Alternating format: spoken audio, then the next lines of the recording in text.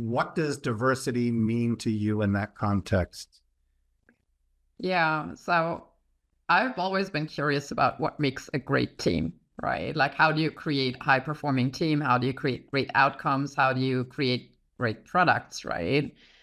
And I started looking into the drivers of these kinds of things and came across the research of Amy Edmondson that surfaced that the main predictor of a high-performing team is psychological safety. So I was like, okay, great. How do you create that?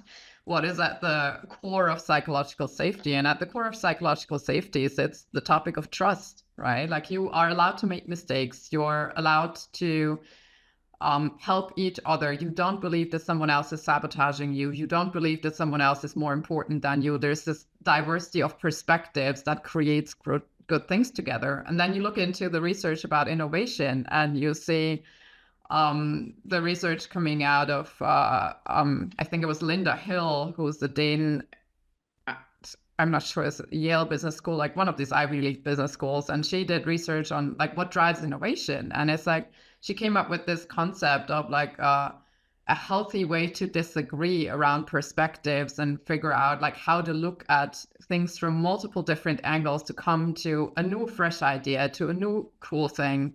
And it's like, okay, so what does this mean? Like all these different angles, right? You know, in a product team, we've always had the engineering perspective, the product perspective, the QA perspective, other stakeholders' perspectives. That's a diversity of perspectives.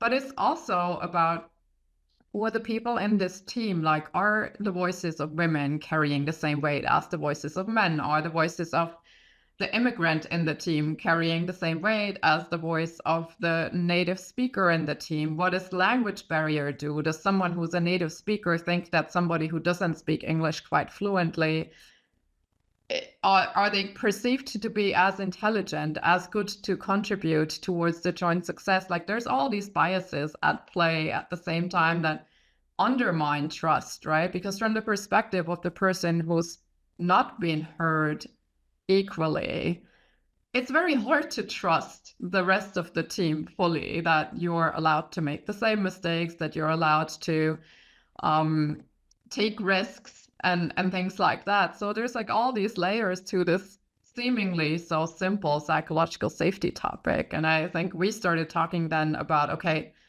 what does this mean going forward in a world that's getting more and more volatile?